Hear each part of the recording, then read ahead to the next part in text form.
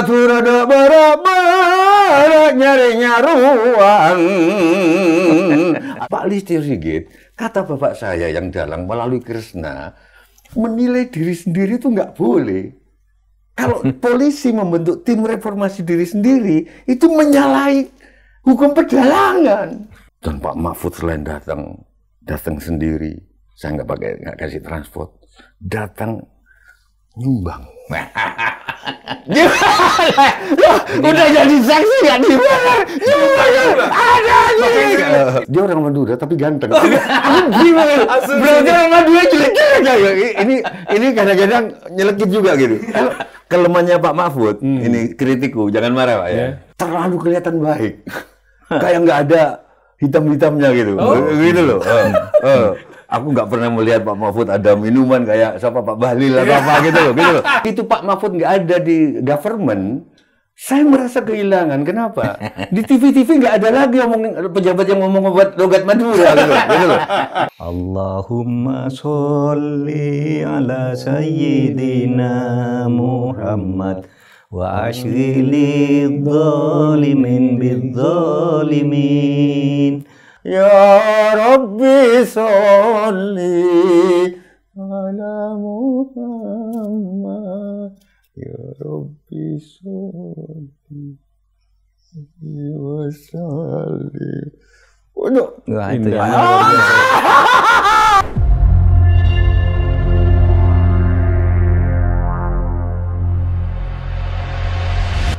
Halo Mas Sujiwo Tejo, sahabat lama ini.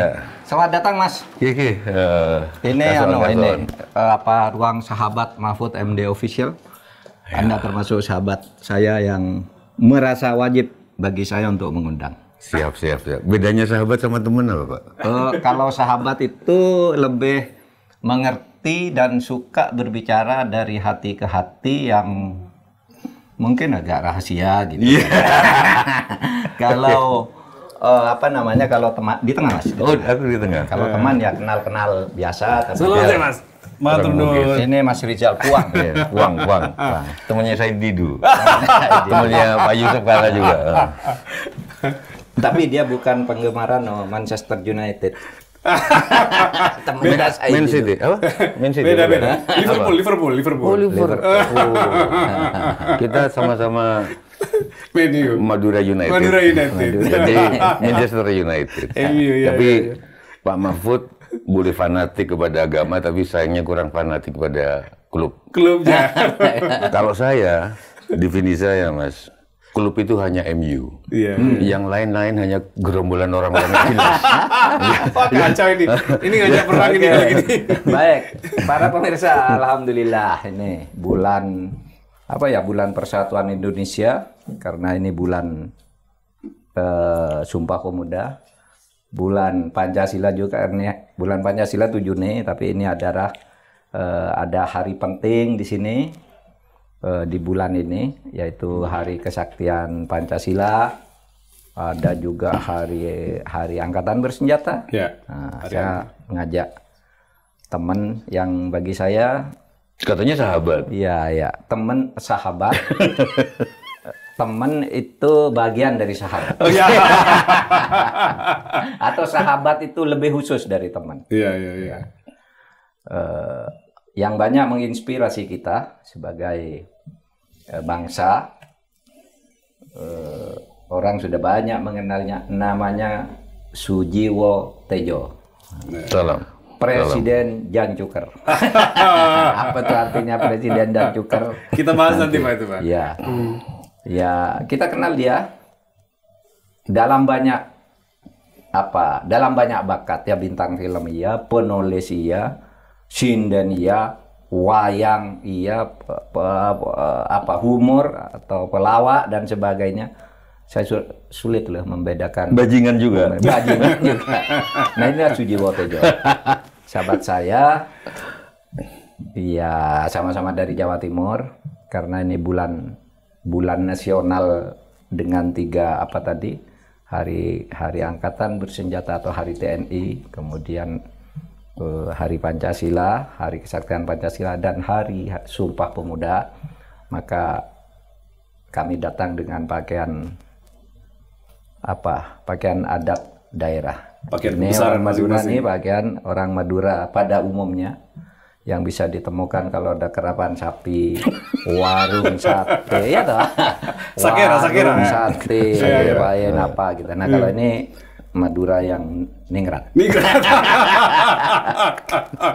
Ini bukan ningrat, orangnya bukan ningrat, tapi Maksudnya kita Ya, di sini. ya. Oke. Levelnya beda Mas. Beda. Oke, tapi gini nanti Mas Tejo, makasih ya kedatangannya di Iya, sini. thank you. Membuat apa namanya? Memberi kesempatan, cocok waktunya ketemu saat ini dan kita akan dipandu oleh Puang Rizal Mustari. Tapi Silakan. ini mungkin contoh yang bagus, Puang. Jadi kebanyakan sekarang saya nggak tahu apa karena saking sibuknya. Etika itu nggak ada, Iya, walaupun kita sudah kenal. Banyak teman-teman saya tokoh yang kalau ngundang itu langsung ajudannya yang ngundang, gitu loh. Oke. Menurut aku ini nggak etis. Persis. Iya, iya. Kita udah, Pak Mahfud, Menko Polkam loh, beberapa kali. Ketua MK. Nyaris menjadi wakil presiden. Nyaris. Kalau nggak ada Muhaimin Iskandar. Enggak, sorry. Gua nggak ngomong tuh. Mas Tejo ngomong. Enggak, Iya, kita iya. berteman sama Iya, Caimin. iya, iya. Caimin, Iya, iya. Caimin orang baik. Iya, Ya. iya. Dia nggak ada yang ditakuti dalam hidup ini, kecuali iya. Pak Jokowi. Dia ngaku sendiri di forum di Jawa Timur. Oke, dikritik Surya Paloh, oke. Dikritik Mbak Mega, oke. Terus dia bilang ke saya, aku ini dikritik Sobai gak apa-apa, Cak. Asal jangan Pak Jokowi. Siapa itu? Caimin. Caimin dia Oh, ngomong iya. gitu. Oke, terus Pak Mahfud telepon Dikontak sendiri oleh Pak tadi Mahfud, malam. Setelah kita Iya. baru antar tim kan. Iya. Harusnya begitu. Dan itu Mas Tejo terjadi di semua episode. Semua Pak Mahfud yang mendahului dulu, setelah itu baru saya follow up. Itu luar biasa. Ya? Ada orang yang mau mantu, teman, yang ngontak ajudan, nggak datang aku. Gitu loh. Gimana etika kita? Katanya etika di atas hukum. Ya, Iya. Etika itu sumber hukum. Nah kalau etika aja udah nggak ada, gimana Polri? Kok Polri? Gimana kita gitu loh? Gimana kita gitu? Dalam hati udah menanya ke Pak Mahfud itu. Gimana Pak Mahfud ini? Ini tiba-tiba Nggak, kepecut jadi Polri. saya terima kasih. Iya. Saya terharu. Ya Sel ya. Dan kita lagi di toko kacamata ya kemarin. Karena kacamata Pak Mahfud. Pak Mahfud telepon. Ya oke, waktunya. Cuman besoknya aku nggak bisa karena aku harus ke Solo. Harus ke Solo ya. Jadi oke. PWI itu ada pelantikan. Nah, aku jelek-jelek ini diangkat jadi Dewan Pakar PWI. Oh gitu ya? Kan sama wartawan. Iya, Iya, iya, iya, tapi wartawan sebenarnya saya mau nolak Pak Mahfud. Heeh. Tapi nggak enak karena saya berutang budi sama wartawan dan Dewan Pers. Kalau nggak ada Dewan Pers Pak Mahfud, mungkin saya sudah mati. Mungkin saya sudah mati. Oh iya? Walaupun itu terserah Tuhan. Jadi waktu ada vaksinasi rame-rame COVID itu, Ya. budayawan-budayawan Iya, iya, di iya. Gambir, Seniman budayawan di Gambir. seniman-seniman diundang. Sujiwo Tejo enggak. Hanya karena dianggap aku bertentangan dengan Pak Jokowi. Bagaimana Waktu Jo? itu ya? Ya, tadi tidak divaksin. Nggak divaksin. Saya nggak marah, nggak apa. 3 hari kemudian Dewan Pers telepon. Vaksinasi saya. Oh, Gitu. Saya sok jual mahal. Kenapa? Saya sudah, tapi kan dulu Mbak wartawan. Iya, dan masih aktif. Punya hak, Akhirnya ya? saya divaksin. Kalau nggak mungkin nggak ada ini. oleh Dewan Pers tuh ya? Enggak, makanya saya mau. Ya, luar biasa. Ini Mas Tejo, saya dengan Pak Mahfud ini kita ngobrol kita udah membayangkan ini agak beda nih. Kalau minggu lalu kita dengan Rocky Gerung itu dari dunia yang lain satunya lagi kita kedatangan Mas. Bukan dari dunia yang lain, Iya, tapi iya, gitu. iya, iya. Orang yang hidupnya di atas kertas. Terus Anda mengatakan di dunia aku di bumi. aku hidup di atas bumi. Nah, saya pernah baca itu. Tapi dasar Rocky. Iya, iya. Ya, Tejo hidup di atas bumi, tapi orang yang hidup di atas bumi umumnya hidup di dalam amplop. Itu Rocky Gerung tuh cerdas. Iya, cerdas. Iya, sama lah dengan Anda. Iya. Oke. Mas, by the Gaya way, Madura itu. saya kalau melihat Pak Mahfud ketemu sama Mas Tejo itu dunia ini kok kayak semerak gitu loh ya. Tiba-tiba senang, tiba-tiba lucu. Kenapa? Apa kesamaan kultur Maduranya itu membuat Anda dengan Pak Mahfud itu jadi happy gitu? Apa yang membuat begitu ya? Kalau Anda ketemu dengan Pak Mahfud, Mas Tejo. rasa, Mas. Sesuatu yang melampaui pikiran itu kan perasaan nih Pak Mahfud. Ya. Kalau rasa sudah seneng, saya nggak peduli prestasi Pak Mahfud entah di MK itu apa, oke lah katanya baik apa-apa, oke lah, aku percaya itu di Menko Polkam baik atau apa. Tapi itu tidak menyentuh, bukan itu yang Bukan terdalam itu, ya. begitu Pak Mahfud nggak ada di government, saya merasa kehilangan. Kenapa? Di TV-TV nggak ada lagi pejabat yang ngomong obat logat Madura gitu loh. Gitu loh. Iya. Waktu debat sama Artilia Dahlan, saya senang itu di TV. Loh, di dalam hukum kalau tidak dilarang itu boleh. Gitu. Terus kalau nggak percaya itu, dan dia ngomong bahasa Latin. Nah, di dalam Al-Quran juga ada. Gitu kan. Terus Viral itu ya. viral kan pengumuman di TV setiap sore ada. Nah, itu nggak ada sekarang. Itu aja. Jadi Nggak ada yang lucu ya sekarang. Kehilangan Madura di anu ya. orang Madura itu ngomong serius aja lucu. Gitu. Apalagi nggak serius. Apalagi nggak serius. Logatnya itu loh. Tapi Mas, Pak Mahfud bilang, Mas Rizal, kita kompak dengan dengan Mas Tejo ya, karena pakai baju Madura. Saya bilang, seberapa Madura Mas Tejo? Bisa dijelaskan Mas Tejo, seberapa Madura Anda sehingga bisa bersahabat sama Pak Mahfud? Mas Tejo lahir di Situbondo. Sholawat saya itu, sahadat saya itu Madura. Oh ya? Karena yang saya mendengar di As'ad Samsul Arifin, pesantren Asem Bagus. Iya, yang LB Murdani datang, Pak Harto datang. Itu Kaula anyak saya bersaksi. Sobung pangeran angin tika, tidak ada Tuhan selain engkau. Angratoni do alam sateja, merajai alam gitu. Ini sahadatku Madura gimana? Aku lebih Madura dari beliau. Apa yang lebih mendarah daging dari sahadat? Iya. Itu Madura. Luar biasa ya, luar biasa. Pak, Situbondo itu Madura Madura daratan ya. Ya, kalau kita jadi lihat Pak Mahfud kan di pulau ya. Secara sosiologis, Madura itu ada dua. Satu Madura yang lahir dan tinggal di Madura. Di Pulau Maduranya? Di Pulau Madura. Itu di Bangkalan, Pamekasan, Sumenep, ya, Sampang gitu ya semua ya. Nggak pergi-pergi dari sana. Lalu ada Madura yang dari Madura tapi pindah ke Jawa. Disebut kalau dalam ilmu demografinya itu disebut Madura daratan. Yang lahir di Madura dan tinggal di Madura itu namanya Madura Pulau. Kenapa disebut Madura daratan? Dulu Madura daratan itu orang Madura dulu kan kekeringan, miskin banyak ya suatu saat. Lalu naik sampan tuh nyebrang, mendarat di Jawa. Itulah sebabnya dari Surabaya sampai ke ujung timur Jawa. Itu budayanya Madura dan orang-orangnya Madura dan bahasanya Madura. Gitu. Yang tapal kuda rata-rata itu ya? Iya, yang disebut tapal kuda. Itu Madura. Nah, ada bedanya ya, sama aja kayak yang terkenal tuh dulu Artijo ya, Artijo Bestar nih satu kabupaten nih. Madura tapi dibesarkan di Situbondo, di daratan itu. Dulu naik sampan tuh dari Sumenep gitu. Mencari kehidupan, ke Jawa gitu. Nah, itu sebabnya kemudian orang Madura itu kalau pulang disebut toron. Toron itu turun. Nah, ya turun dari daratan lalu turun ke pulaunya. Ke pulau itu. Oh, jadi istilahnya toron. Oh, makanya kalau kayak mudik itu saya dengar pakai toron justru istilahnya ya. Mau kemana? Toron gitu. Toron itu mudik namanya. Nah, itulah. Maka ya saya kenal dengan Sujiwo Tejo. Ya karena dia kan udah terkenal dulu lama ya.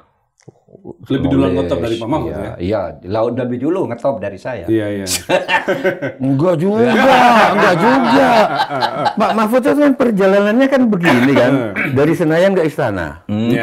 Jadi sudah ngetop. Jadi waktu aku mulai muntup-muntup, dia sudah di DPR. Berarti di Senayan kan. Dari situ dia pindah ke Menhan. Udah kesininya lagi kan, makin mendekati kan. Ya kan, makin ngetop lagi kan, pindah lagi MK. Enggak, MK. Makin ke sini kan, Mahkamah Konstitusi. Terus ke istana, Menko gitu. Tidak jadi. Perbedaannya begini. Sampai Menko belum sampai Wapres. Iya. Sananya, Kalau maksudnya. Wapres kan berarti ke selatan Ke selatan lagi. lagi, Enggak, pindah, ya. memang takdirnya Memang harus ke takdirnya situ. lain. Mungkin tahun 2029. Jadi, tapi mungkin untuk anak-anak yang belum tahu, Gen Z, beliau tadi nyebut Artijo. Artijo itu hakim agung. Ya. Yang sangat ditakutin karena kalau setiap yang paling tinggi itu apa namanya, peninjauan kembali atau PK. naik banding PK. Setiap Kasasi. setiap kasasi malah Ditambah. ditambah gitu loh. Itu satu kabupaten dengan saya, sehingga saya Bangga juga ya, punya Artijo ya. punya itu satu kabupaten Situbondo. Satu kampus dengan Pak Mahfud. Tapi lebih bagusan satu kabupaten gitu loh, gitu. Kalau Saya udah nunggu. Tapi saya muridnya Artijo. Iya. saya muridnya Jadi juga. lebih dekat. Bangga kita dengan Artijo ya, almarhum ya. Dengan Artijo. Dan ternyata di Indonesia ini nggak tahu nanti Pak Mahfud punya hakim bagus kayak Artijo, kenapa dipertahankan? Ternyata jadi lahan bisnis juga, bener gak Pak? Jadi Maksudnya? kalau ada orang ini, hati-hati loh. Nanti kalau nggak bayar, nanti hakimnya Pak Artijo. Gitu loh. Iya, Jadi iya. lahan bisnis. Untuk milih hakim ya, Gila. untuk milih hakim. Itu ya. panitera ya Untuk berarti? Iya, panitera. iya bisa panitera. Gila. Bisa mafia Oke, peradilan. PK nih, Ted. Ya. Mau Pak Artijo? Jangan! Ya bayar. Kayak gitu. Gila ya. Indonesia ya. Hah? Sampai sejauh itu. Bener ya, Pak? upayanya. Iya benar. Bener. Sudah Saking ketemu, iya, takutnya iya. kalau diadili oleh Artijo, koruptor itu menghindar. Ngintip dulu di pengadilan. Tugasnya Pak Artijo penuh enggak? Kalau sudah penuh, Pak, masuk dia. Kalau penuh nanti diletakkan situ enggak mau. Kan ada kuotanya hakim itu. Enggak boleh lebih dari sekian dalam waktu yang sama sampai perkaranya selesai gitu. Jadi orang menghindar juga tuh kalau Berarti kan problemnya di Indonesia nih bukan saja orang baik yang dimanfaatkan, orang buruk yang dimanfaatkan. Orang baik juga jadi lahan bisnis buat Indonesia sekitarnya. ya. Gila. Saking kreatifnya ya. Saking kreatifnya. Untuk menciptakan peluang bisnis. Iya. Saya lanjut soal Mas Tejo, Pak Mahfud, soal persahabatan sekarang ya. Pak Mahfud kan kita kenal banyak sekali temannya. Tapi lalu ketika Pak Mahfud mengatakan, Mas, sahabat saya Mas Tejo kita undang. Saya jadi teringat, sahabat, seberapa sahabat ya? Oh, saya teringat, Pak. Peristiwa Mas Tejo mengundang Pak Mahfud hadir di akad nikah. 2 kali akad nikah anaknya yang diundang tuh Mahfud MD sebagai saksi. Iya. Jarang-jarang loh, Pak. Orang tuh ngundang sekali jadi saksi, oke, yang lain besok. Ini 2 anaknya menikah, dua-duanya Mahfud MD. Saya bilang sahabat seperti apa ini? Keras banget persahabatannya. Bestie banget ini. Gimana Mas Tejo? Betul nggak cerita saya ini? Di samping bestie, lebih murni. Oh, oke. Waktu saya mantu anak pertama, Pak Mahfud nggak jadi pejabat. Oh, sebelum jadi Menko? 2019. 2019. Itu Pak Mahfud dalam tanda kutip orang biasa. Bukan siapa-siapa. Bukan biasa ya. siapa-siapa. Jadi, bukan karena Menko aku undang. Cuman begitu mantu kedua, Menko. apa boleh buat, beliau sudah Menko gitu loh. Iya, iya. Jadi Dan datang musim itu Covid pula ya. musim Covid. Oh, saya punya cerita. Gimana? Nikah musim Covid ini belum, bagi bayi-bayi yang belum lahir waktu Covid ini, bayi-bayi belum lahir kan. Sebagian udah lahir. Itu ada peraturan. Boleh akad nikah tapi nggak boleh lebih dari 25 orang. Ya, Nah, persis. termasuk yang hadir dibatasi. Bahkan penerjemah Al-Quran aja nggak ada. Karena nanti nambah orang kan. Jadi dia baca sendiri, nerjemahin sendiri. Sampai berhati sampai tilawahnya jadi satu sama Oke. korinya ya gitu ya. Oke, langsung cerita. Terus? Malam-malam hotelnya didatangin petugas. Petugas nggak harus polisi, nggak harus Satpol PP kan. Minta duit. Wah. Karena ada penyelenggara nanti, nah, dia bisa nyari salahnya apa aja bisa lah. Aku bilang, ini nanti besok saksinya itu Pak Mahfud MD Menko Polkam. Nggak peduli. Oh ya. Aku Petugas lapangan ya. apalagi kalau bukan Menko Polkam yang datang gitu loh. Gitu loh. Karena lebih dari 25 orang ya. Enggak, memang enggak. Dia bisa nyari-nyari Oh, alasan. nyari-nyari lain. alasan. Itu kan Pak Mahfud lihat sendiri. Iya. Enggak sampai 25 orang. Ya, sampai 25 orang. Dan Pak Mahfud selain datang sendiri. Saya nggak kasih transport. Datang Nyumbang. Udah jadi saksi nggak dibayar. Nyumbang. Ada Makanya ini bestie macam apa, Mas? Sahabat macam apa ini? Ya gitu itu, nggak tahu. 2 kali. Nggak ada orang lain, kenapa harus 2 kali Pak Mahfud? Loh, malah yang anak saya pertama itu, Pak Mahfud ada acara pesantren di Jawa Timur, di Sidoarjo kalau nggak salah. Itu ditunda yang acara sana, karena akad nikah. Mungkin karena aku presiden. Pak Mahfud gimana, Pak? Presiden Janjukar. Janjukar, Pak. Gimana, Pak? Sampai mulianya seorang sahabat Iya, karena Sujiwo Tejo, Bapak Hansur kedua kali. gini, saya senang aja pada tulisan-tulisannya, pada penampilan-penampilannya selalu ringan tapi berisi ya. Sangat kultural, pesan-pesan budayanya itu mendalam gitu. Nah, saya kenal langsung kapan sama Sujiwo Ya, Tejo? itu kapan, Pak? Suatu saat tiba-tiba dia nelpon saya ketua MK tahun 2011. Oke. Sebelum itu udah tahu, saling tahu lah ya. Iya. Tapi ketemu fisik pertama yang sangat mengesankan tuh, dia ngajak saya main ketoprak.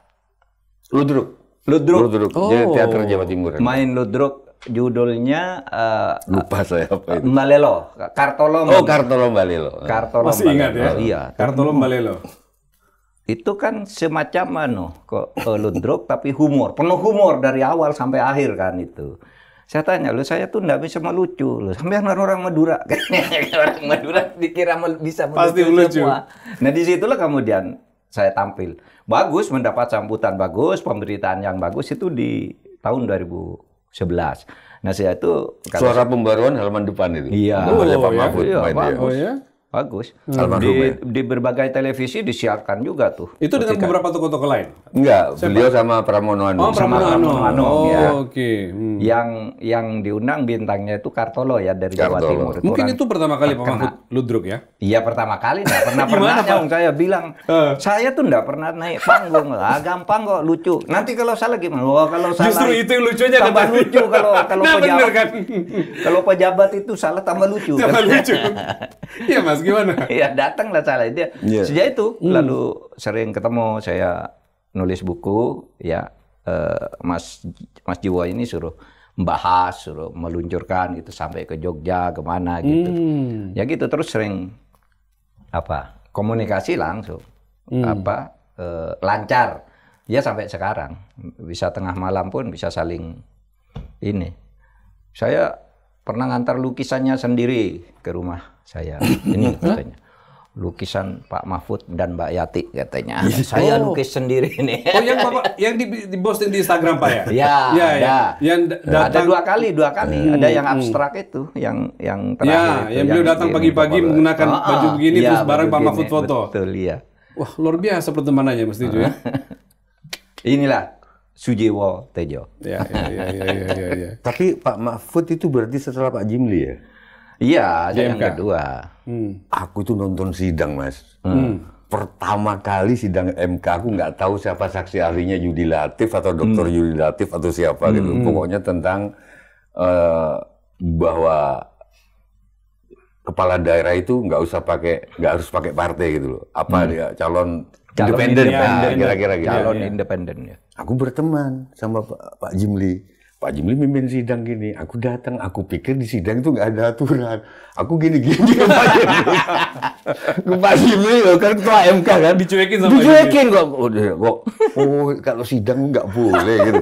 Ya, sejak itu begitu ketemu ketua MK berikutnya, ya saya tetap sikap penuh, kecuali waktu di acara. Kalau di beliau sebagai itu ya kita gitu.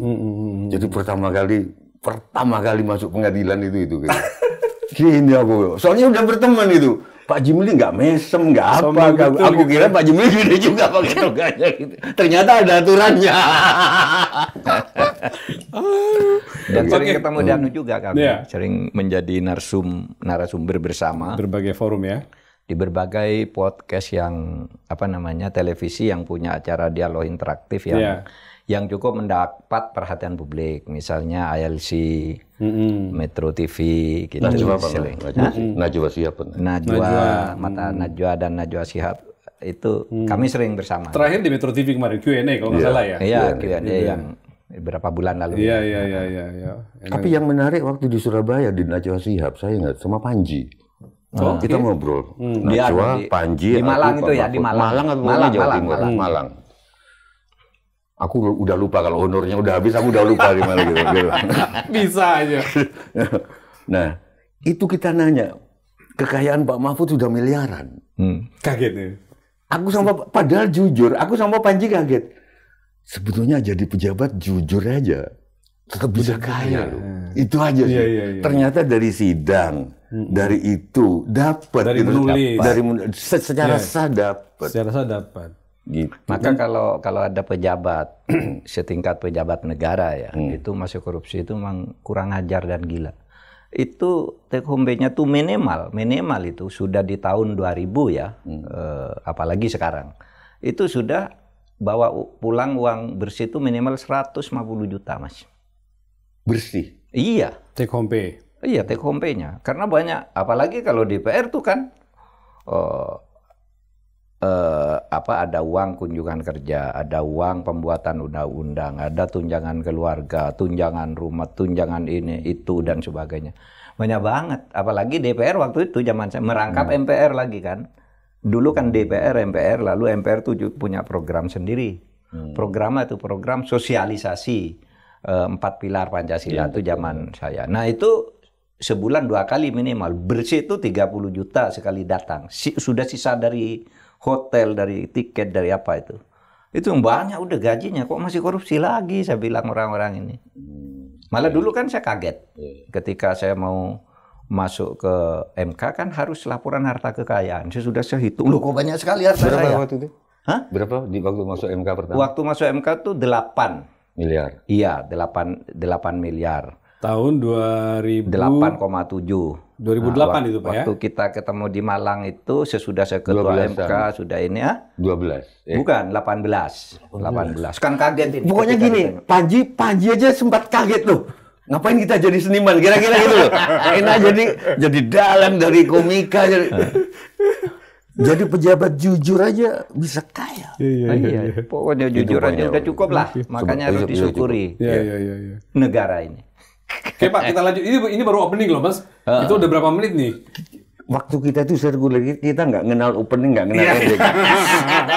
Seluruh waktu kita opening seluruh waktu semua. kita ending. Gitu. Oke, ya tadi kita diskusi sama teman-teman, ada Kelakar Madura, ini melanjutkan yang tadi berarti.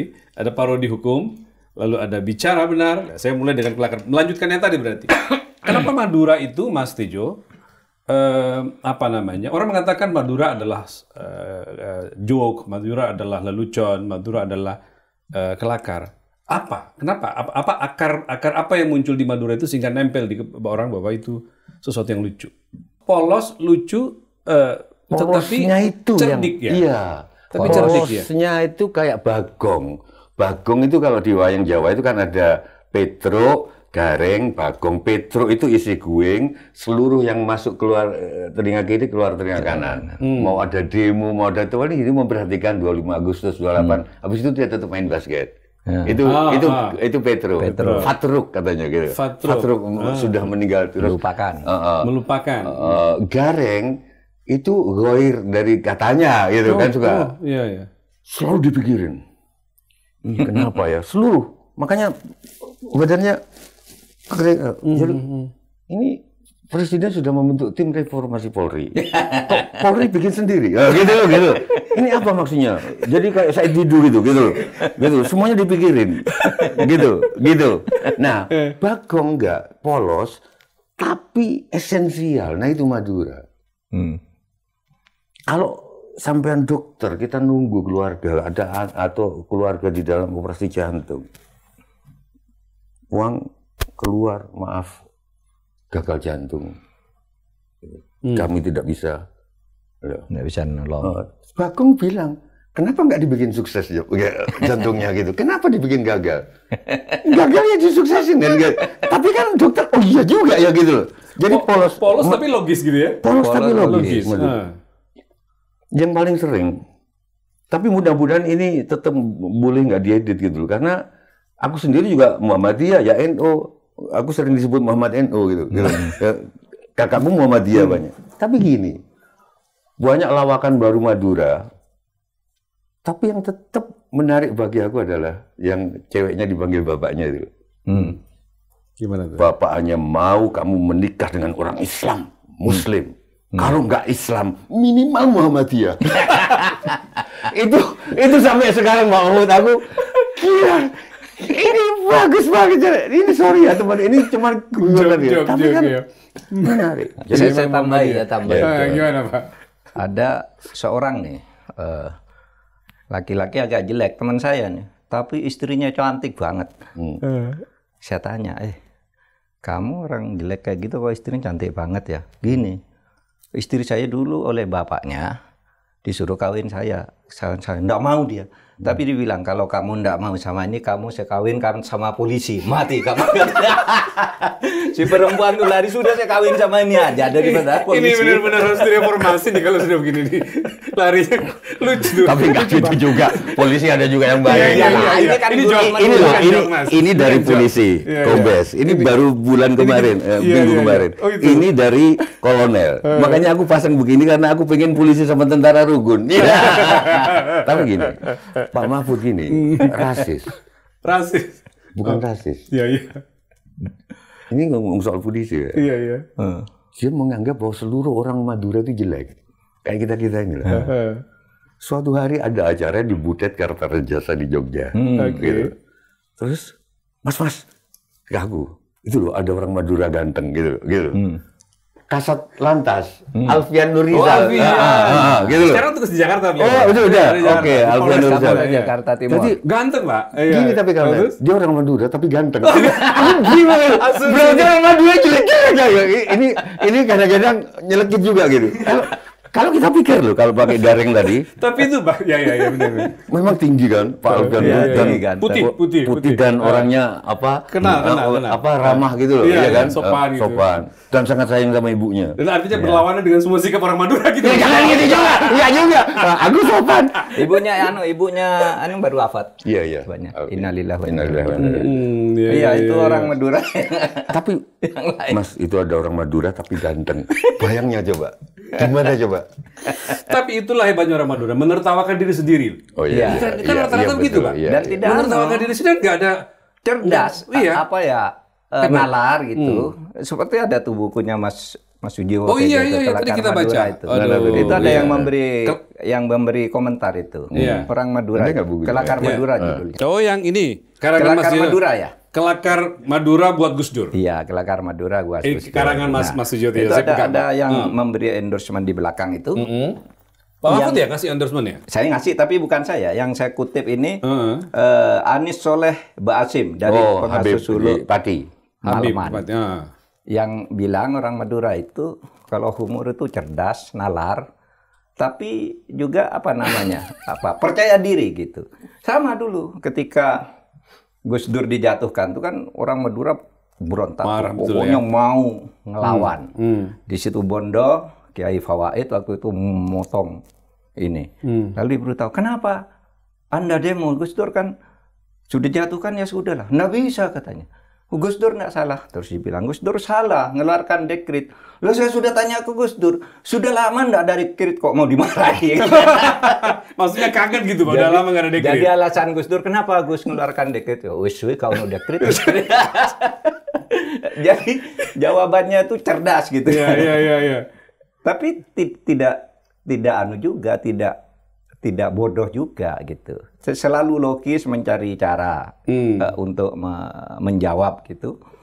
Lah itulah kami di Madura. Meskipun sebenarnya kalau Anda tadi sebut orang Madura itu lugu, polos, bersahabat, tapi cerdik. polos, cerdik. Tapi ada juga kesan orang Madura tuh keras, ya kan? Ada juga kan, seperti orang Bugis kan gitu. Iya. Seperti orang Aceh gitu. Iya. Nah, itu ya juga, tetapi sebenarnya hanya dalam hal-hal tertentu. Kalau orang Bugis itu namanya kalau sirik ya. Sirik, Pak. Sirik apa cek gitu namanya. Harga diri. Gitu. Harga itu diri bisa membunuh. Sama. Orang Madura itu kalau berteman itu tulus betul dengan orang manapun gitu. Tapi kalau sudah harga diri diinjak gitu. Apalagi lalu menghina, lalu dengan kebohongan dan sebagainya, biasanya lalu keras itu. perlawanannya, penolakannya keras. Nah itulah orang Madura. Kami sudah hidup begitu sejak dulu. Kalau ditanya itu apa alasannya, sama saya dengan Sujiwo Tejo, nggak tahu saya kalau bisa begitu, gitu ya. Dan itu tumbuh dari masyarakat. Kalau budaya itu ya tumbuh dari kehidupan kita sejak kecil sudah biasa begitu dengan orang lain gitu. Nah, salah satu kalau bicara tentang kelakar Madura itu Pak Mahfud, Mas Tejo, salah satu tokoh yang selalu dikaitkan itu adalah Gus Dur kan? Ya. Nah, makanya sampai Mas Tejo sambil mau bikin, gimana ceritanya Mas Tejo? Sampai bikin buku gini gimana? Seberapa joke Madura itu bisa muncul dari diri Gus Dur sampai Mas Tejo bisa bikin buku itu? Udah cetak ulang ya Mas? Aku udah lupa isinya karena duitnya udah habis. Royaltinya udah habis. Kepotong Sri Mulyani ya. Ingatan sesuai dengan panjangnya duit dipakai gitu. Tapi kira-kira banyak joke-joke Gus Dur yang aku udah lupa, tapi kalau sekarang Pak Mahfud ke Jombang, Puang ke Jombang, teman-teman ke Jombang, dari Jombang kota ke pemakaman Gus Dur di pesantren Tebu Ireng itu, tengok kanan jalan deh, kanan kiri. Kebanyakan di kanan. Banyak sekali warung ditulis, kikil kesukaan Gus Dur. Coba, kalau satu kan masuk akal. Ini semua warung. Luar biasa ya. Kikil kesukaan Gus Dur, gitu. Ini penipuan ini gitu. Tapi tak pikir-pikir lagi, dia nggak bilang bahwa ini warung kikil kesukaan Gus Dur, gitu kan? Gitu loh. Kikil memang kesukaannya Gus Dur, gitu loh. Asem Itu Madura lagi. Sebenarnya Madura lagi tuh. Kan hari-hari terakhir Gus Dur yang membuat Yeni marah, Yeni menyesal, sudah mau beli kikil, Inaya sudah mau pergi, dilarang sama Yeni. Ini aku cerita dari Yeni, dari Yeni sama itu yang membuat Yeni Wahid nyesel. Ternyata itu permintaan terakhir. Permintaan terakhirnya. Gitu loh. Jadi kikil itu kesukaan Gus Dur. Coba sekarang yang suka kan sekarang Gus Dur jadi wali ke-10 nih. Jadi ada wisata wali kan mesti ke Tebu Ireng. Coba bisa kita kok gitu. Kikil kesukaan Gus Dur. Nanti kikil kesukaan Gus Dur. Yang mana ini? Enggak salah. Ini sebenarnya orang Indonesia karena kikil memang kesukaan Gus Dur dia kalau ya. Warung kikil kesukaan baru dia menipu. Itu klaim itu ya, itu mengklaim dirinya gitu ya. Ini nggak pakai warung ini. Jadi mengumumkan ke publik bahwa Gus Dur itu suka kikil kan? Jadi kira-kira dari situ saya main-main di logika. Gitu loh, supaya kita happy. Iya. Kalau ada pejabat pakai nguing-nguing, kalau nggak terlalu sih nggak apa-apa sih kalau udah kepepet. Tapi nggak kepepet pakai nguing-nguing, sekarang. Oh iya, ada yang begitu. Kenapa saya nggak marah? Karena logika saya meniru logika orang Jombang, orang Madura itu, supaya kita happy. Loh nggak apa-apa kita minggir, kita boleh telat karena kita rakyat, kita komisaris negara ini.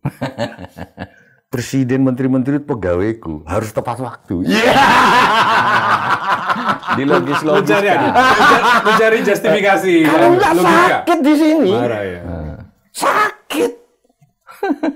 Coba logika orang Madura. Dokar. Dua. Cuk. Nerabas lampu merah. Di stop sama polisi. Pak, lampu merah. Saya tahu, Pak. Hati saya pengen berhenti. Tapi hati kuda siapa tahu. ini otentik ini. Nanti kita siapa tahu. Iya. Jadi dia nerabas segini loh, gitu loh. Ini di lewat segini gitu. Polisi lampu merah. Maksud hati berhenti, Pak. Tapi hati kuda siapa?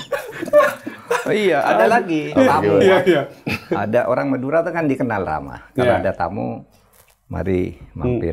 Terus ada tamu dari luar negeri peneliti, mampir ke suatu desa capek, mampir ke rumah orang yang ya sangat sederhana gitu, tanya, boleh nggak saya mampir? Oh boleh, katanya. Ini kok semak-semak gini ada ular nggak nih?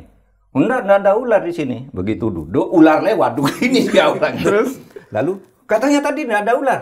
Nggak ada. Ini tadi yang lihat. Oh, itu ibunya ular.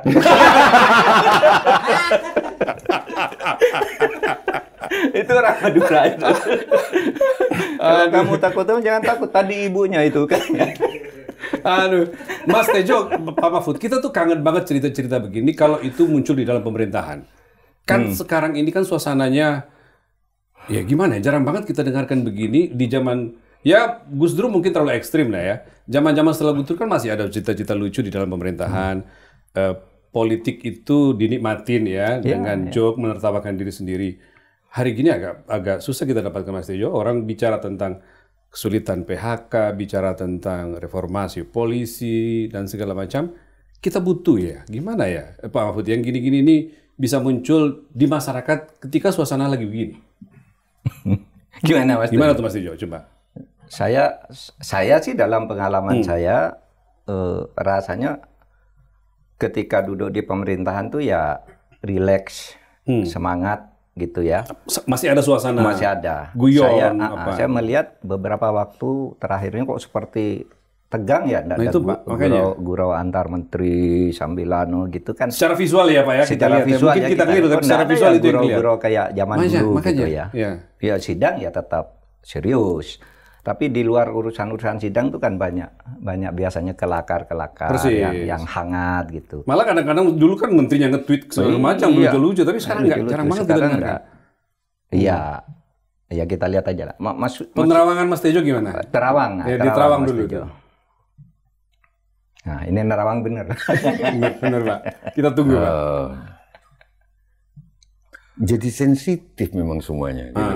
Mungkin karena diksi juga, misalkan PHK di Jawa Timur yang ribuan perusahaan rokok itu, terus disebut hiburannya itu bukan PHK, tapi pensiun dini. Gubernurnya menyebut itu. Itu sudah klise gitu-gitu loh.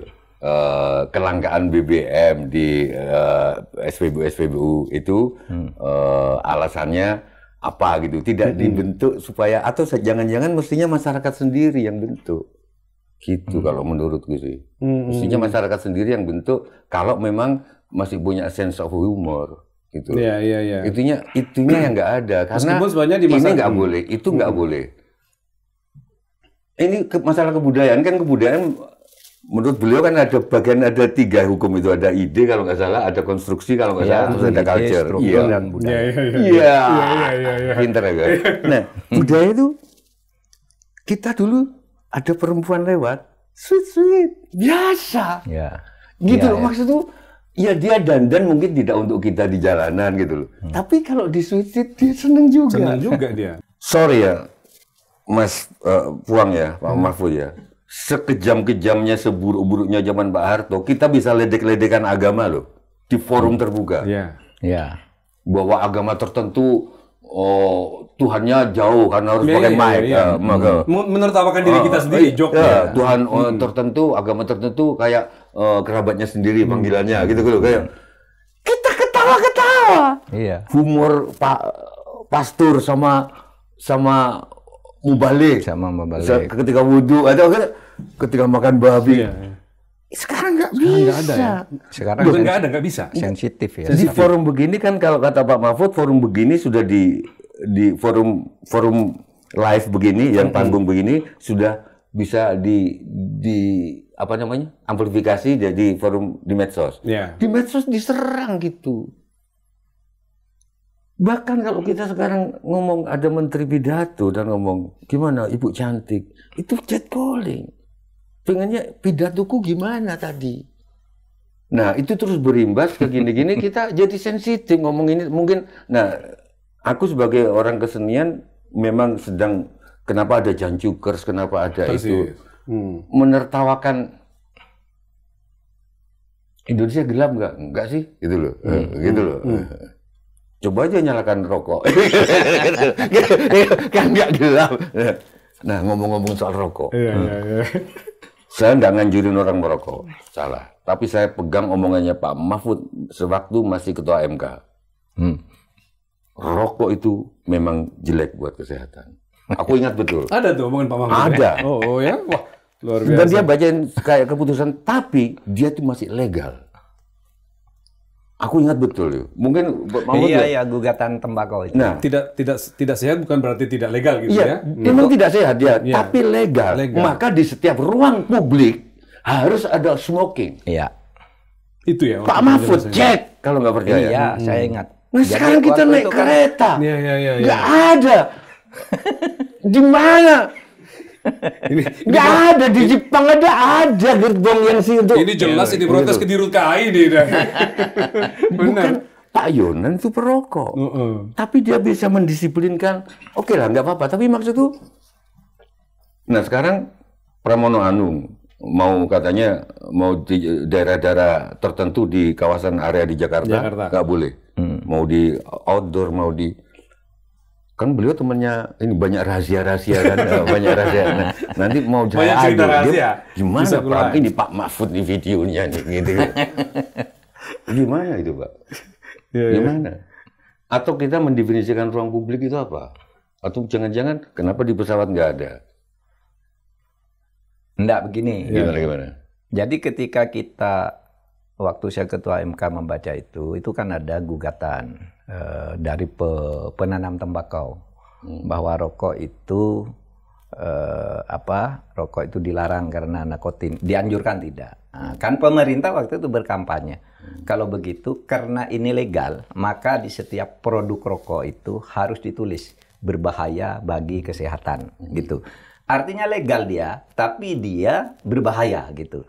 Nah, sebenarnya itu pertimbangan hukum. Ya, pertimbangan hukum sebelum vonis kita mengutip gitu ya, ini pendapat pemerintah di DPR, ini kebijakan pemerintah, sehingga lalu cukai naik kan, dimahankan cukainya, lalu ditulis bahwa rokok itu berbahaya gitu, tetapi melarang rokok juga tidak bisa. Ya, karena itu juga sumber kehidupan masyarakat dan banyak juga kan kalau orang Madura apa betul rokok itu berbahaya.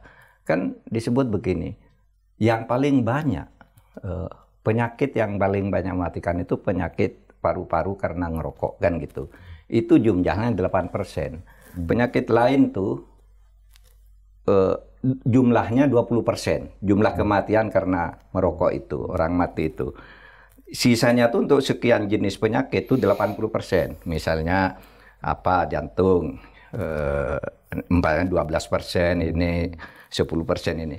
Kata orang Madura, loh, kan yang kan cuma 20% kan. Yang 80 kan tidak. Balik lagi kasihan Madura ya. Logika Jadi itu ya. orang Madura jawab rokok. Bahaya tuh.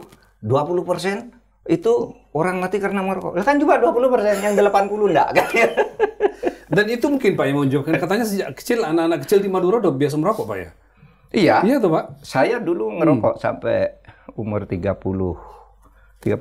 Mahfud merokok dulu ya? Ngerokok saya. Jadi begini, orang Madura itu waktu sejak kecil kan sudah diajari ibadah apa gitu. Itu hadiah bulan puasa tuh dari orang tua rokok pabrik. Nah, mau lebaran. Hadiah bulan puasa? Hadiah lebaran? Lebaran itu puasanya bagus, rokoknya sekian. Oh itu iya? Di tetangga saya itu sarungnya merek ini. Jadi anak kecil sudah ngerokok di sana. Saya ngerokok sejak kecil. Tapi pada tahun 90 saya kan mau ke Amerika, diberitahu sama Pak Afan pembimbing saya. Kalau kamu ke Amerika jangan ngerokok. Kamu jadi rakyat kelas 2 di sana. Afan Gafar. Jadi kalau kamu ngerokok, di situ disuruh pergi ke suatu tempat yang tidak boleh dekat orang dan ada ruang tertentu kan gitu. Nah, sejak itu saya berhenti ngerokok. Sampai sekarang saya berhenti ngerokok. Pulangnya itu tidak ingin ngerokok lagi. Tapi orang Madura umumnya ngerokok. Terutama generasi saya, generasi tahun 60-an ya. Saya lahir tahun 57, jadi awal-awal 60-an tuh saya masih kecil. Ya? Saya ingat ya. Hadiah lebaran itu rokok ya? Sarung, rokok gitu. Rokoknya merek-mereknya bagus. Tergantung kamu bolong berapa puasanya. Itu. Puasanya bolong sekian hari, rokoknya ini. Kalau yang penuh, rokoknya yang paling bagus gitu. Asik juga kalau di saya nggak rokok hadiahnya di Madura yang sembahyang. Jadi Madura ada rumah, daratan. Pak Haji belakangnya ada kayak musola. Nah itu tarawihnya di situ. Nanti kalau tarawihnya lengkap, dikasih kaos 3 cabai itu, kaos oblong. Bukan rokok ya? Bukan rokok. Ada gitu. Kalau saya dulu rokok, maka dulu sangat terkenal ada rokok bentul, rokok upet gitu kan. Opat ya. Oepat. Oepat ya. Waktu itu. Ya itu. Kalau yang istimewa puasanya bentul gitu. yang biasa-biasa muncul malah. Itu di daerah saya di Madura gitu, Madura Utara. Tapi hampir semua lah orang Madura itu kan suka ngerokok. Oke. Oke, Dan Pak. Anda juga ngerokok kan tadi? Oh, dulu. Enggak, maksudku ya kalau diizinkan sama yang tapi maksudku kalau sampai nggak ada orang ngerokok menurutku terlalu ekstrim gitu. Katanya sebaik-baik urusan tuh yang di tengah gitu. Terlalu ekstrim karena ternyata pajak yang masuk dari rokok itu 180-an triliun. Besar sekali. Lebih besar dari tambang. Katanya kita nggak boleh munafik. Apakah kita mendidik masyarakat munafik sementara semuanya perokok jadi kayak kelas, padahal dia penyumbang gitu-gitu loh, Kang. Jadi aku nggak nganjurin kalau yang ngerokok syukur, tapi mbok dikasih karena ada dari MK itu masih berlaku kan kalau jadi legal gitu ya. Ini kecuali sudah dinyatakan ilegal. Tapi memang Gusti Allah itu Masya Allah Maha Adil Pak Mahfud. Iya. Karena dimanapun itu ruang merokok sudah kayak kandang binatang, sempit begini. Masih banyak ngumpul di situ. Iya, mau nggak mau kita kenalan, Pak. Iya. Itu kalau merokok itu kayak marifat yang yang ketemu paha yang sambil begini. Transfer ilmunya dari dengkul ke dengkul gitu. Tapi masa nggak kenalan? Pasti dari mana, Pak? Lagi gini kan? Masing-masing menikmati. Kita banyak kenalan. Itu hikmahnya ya. Iya. Yang kedua, Pak, pastikan ini dicat, Pak. Itunya kacanya itu, yang kelihatan bawahnya aja. Asapnya. Iya kan? Bukan kacanya itu dicat kan. Jadi nggak kelihatan, cuman set bawahnya nggak dicat. Gitu. Iya. Setiap kali ada pramugari lewat, yang kelihatan kakinya aja sama sepatu tingginya, tak. Itu indah kali gitu loh, indah banget. Oh, cuman kelihatan set. Jadi dua kali kenikmatan ini sama itu ya, pandangan maupun isapan jadi, gitu ya. Tuhan memang sudahlah pokoknya maha asik lah. Kita lanjut Mas, keasikan banget kita ngobrol nih.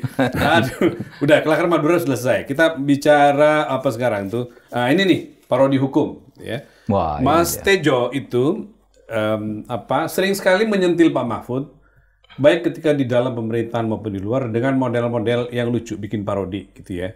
Terutama di media sosial. Anda bikin posting di X, di tweet, di segala macam, bikin video pendek, dan terbaru kemarin sambil makan sambal mangga, ngirimkan pesan kepada Pak Mahfud. Kenapa Mas? Apa maksud Mas Tejo membuat itu? Kenapa ke Pak Mahfud?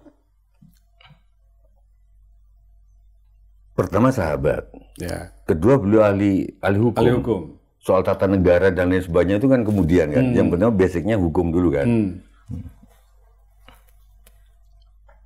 Aku tuh sering, nanti bisa dijelaskan yang lebar.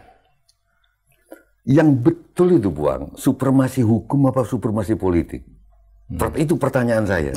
Yang belum puas terjawab sampai sekarang. Nanti kita ke sana nanya. Iya. Sekarang supremasi lewat ini. Hukum? Apa supremasi politik? Karena hukum itu berlaku di suatu negara, iya kan? Dan negara itu berdiri karena politik. Pengakuan dua negara lain itu kan politik. Undang-undang dibuat oleh lembaga politik. Terus saya kan lumayan cerdas Pak orangnya, gitu loh.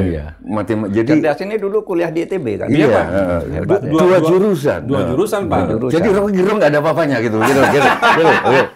Jurusannya masuk ITB itu Pak, kan satu aja kan setengah mati. Beliau 2 kali lulus. Nanti Rocky dengar.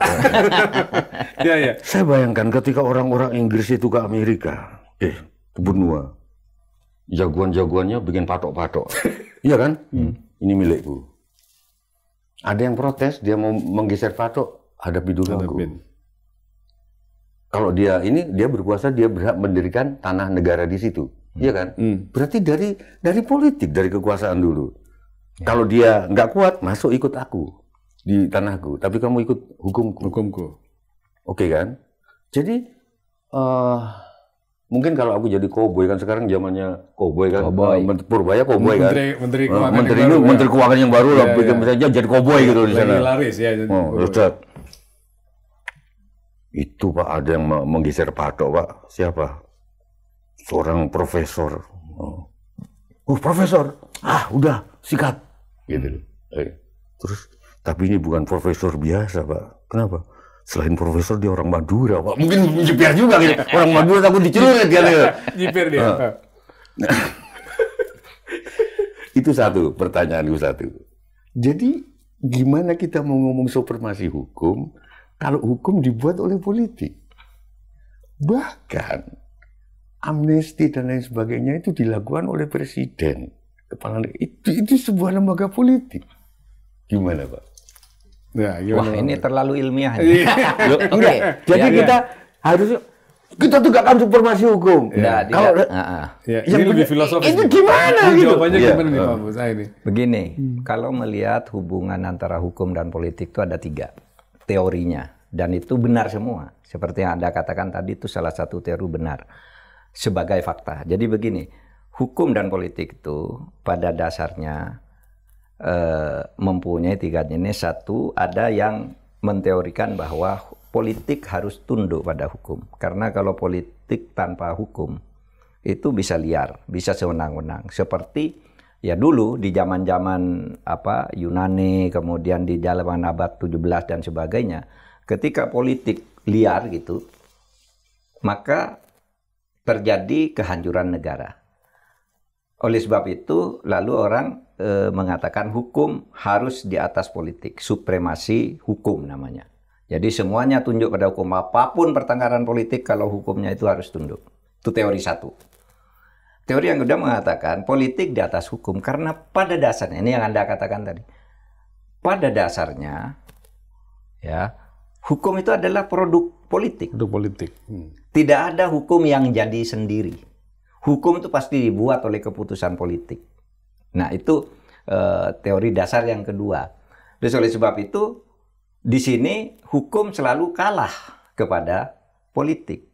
Itu juga sebabnya, Mas Tejo, dulu saya tuh belajar hukum di S1, tapi begitu lulus saya kok sedih ya.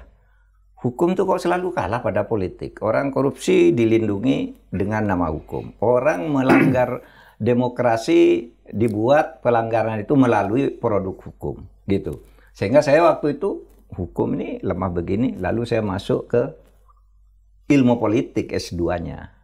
Nah, saya lalu tahu bahwa ya hukum itu memang produk politik. Tidak ada hukum yang bisa jadi sendiri tanpa diputuskan oleh politik. Oleh sebab itu hukum itu ditentukan oleh politiknya. Berarti kasus Sylvester Matutita itu yang kedua ini berarti yang politik masuk kategori itu. Karena politiknya tidak mau, hukumnya macet. Oleh sebab itu yang ideal itu hukum dan politik itu harus sejajar, saling menguatkan. Balik lagi ke tadi soal parodi tadi itu, Mas Tejo melihat itu cara yang efektif. Kenapa selalu jarang sekali saya melihat orang-orang hukum yang lain, padahal ada banyak tokoh hukum yang bisa Anda colek gitu ya. Apa yang ada di Pak Mahfud sehingga Anda mencolek dia? Yang terbaru video itu loh, video lagi makan sambal mangga pakai kemban, itu viral, Mas. Tiba-tiba nyebut nama Pak Mahfud, kaget Pak Mahfud. Gimana? Iya. Jadi itu di suatu stasiun TV yang aku sebut namanya, takut tetangganya protes bendera. Oh, oke. Itu adalah kita nunggu. Kalau nggak salah bintang tamunya gubernur perempuan cantik lah pokoknya gitu loh, gitu. Aku penggemar sambal mangga. Gak ada mangga, Sal. Tapi kok kalau kata hadis atau apa itu kata, kalau mentiungnya ke sini milik kita gitu. Kalau dia udah nyebrang gitu ya. Itu nggak nyebrang persis karena temboknya tebelnya segini, persis di atasnya ini milik siapa ini, gitu. Ya kan? Akhirnya dia manjat menara itu, kok manjat? Ya sudahlah, terus aku sabel terus. Nah ini memang jodoh ternyata. Suatu hari aku sering ditinggal istriku, istriku, anak-anak. Yang ada cuma menantuku Haris, orang Minang, tapi suka masak. Itu yang nikahnya beliau yang nikah yang awal gitu. Riz tolong bapak bikinin sambal. Pakai apa? Cabai aja sama sedikit jelantah. Gitu. Minyak jelantah. Terus aku makan, nggak tahu ada Zainal Arifin Mokhtar kan, ada Ferry Amsari gitu kan, ada Bivitri Susanti. Ada Bivitri Susanti. Tapi tiba-tiba ini kok Pak Mahfud, aku juga nggak tahu. Ini bener nih. Riz, kamera Bir. Alam bawah sadar ya langsung ya. Iya, terus Itu langsung aku juga nggak tahu gitu loh. Ternyata viral gitu. Jadi aku cuma bertanya, Pak, ini mangganya dalam hukum tata negara gimana ini gitu loh. Soalnya kalau nanya hukum tata negara soal bahwa makan bergizi gratis ternyata belum ada undang-undangnya, belum ada kepresnya bahkan gitu loh. Bagaimana kok anggaran bisa masuk? Kan terlalu serius katanya, hidup jangan terlalu serius. Hukum tata negara diterapkan ke mangga. Pakai kemben lagi. Pakai kemben. Tapi kan gampang toh, ini ada pohon di tengah. Kalau kata hadis itu kalau cenderung ke sini berarti punyanya ini. Tapi kalau buahnya jatuh di tengah lalu jatuh ke sini kan punyanya sini juga. Masanya nggak jatuh, dia naik. Enggak, tapi yang ambil duluan kalau gitu. Tapi gini Bang, aku jadi ingat, aku dulu wartawan pernah ketemu Pak Sacipto Raharjo. Sacipto Raharjo, Undip Sacipto Raharjo. Dia mengatakan sebaik-baiknya hukum itu adalah perdamaian. Iya. Dan dia mencontohkan bahwa masyarakat Jepang katanya sangat malu kalau sampai berperkara di pengadilan. Cuman kalau itu hidup lagi di kita, Hotman Paris hidup dari mana, Pak? Itu aja nggak serius ini. Ya memang mau dihidupkan. Nah ya kalau itu hidup, Hotman Paris gimana nasibnya? Nah, itu sekarang aja dia ngeluh kena Purbaya itu apanya depositonya turun. Gimana, Pak? Tapi Hotman Paris tuh cari akal pinter. Jadi dia biar cari akal sendiri. Nanti akan ketemu akalnya. Oke Pak, kita sesi ini selesai dulu kuliahnya. Ini sesi kuliah yang ini. Terlalu panjang kuliahnya. Kita lanjut. Ini bicara balik lagi ke persahabatan antara dua tokoh Madura ini. Bicara benar, Pak. Bicara benar, Mas Tejo, kita kan selalu melihat belakangan Anda tampil ya di media sosial, di televisi, dimanapun, termasuk Pak Mahfud juga, selalu muncul dengan orang yang datang yang jadi pusat perhatian, lalu memiliki argumentasi yang kuat, ya, cenderung menjadi tontonan orang. Apa yang menjadi proses kehidupan apa yang dilalui berdua ini sampai pada punya kemampuan itu? Itu menurut saya kesamaan antara Pak Mahfud dengan Mas Tejo juga. Pak Mahfud di sisi hukumnya, Mas Tejo di sisi seni budaya, filsafat dan etika, kira-kira gitu, etika lokal dan segala macam. Apa yang membangun itu, menghasilkan itu sehingga dua-duanya bisa tampil seperti itu? Kata orang Madura tuh, muntak jujur, acur. Kalau kamu tidak jujur, hancur. Kalau kamu tidak jujur, acur. Muntak jujur, acur. Itu kayak pepatah di Madura gitu. Jadi sejak kecil, jangan kamu berbohong. Karena kalau kamu suka berbohong, suka menipu, kamu akan hancur. Hanya nunggu waktu. Itu pelajaran ya di apa namanya yang kemudian menjadi semboyan, diajarkan di sekolah-sekolah, di pesantren gitu.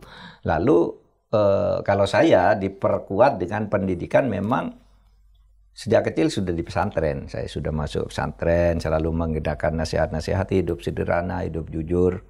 Tidak ada gunanya kamu itu semua miliki kalau kamu tidak jujur. Toh pada akhirnya kamu hanya butuh sedikit gitu. Untuk apa? Dan kamu akan hidup nyaman kalau kamu berbicara benar.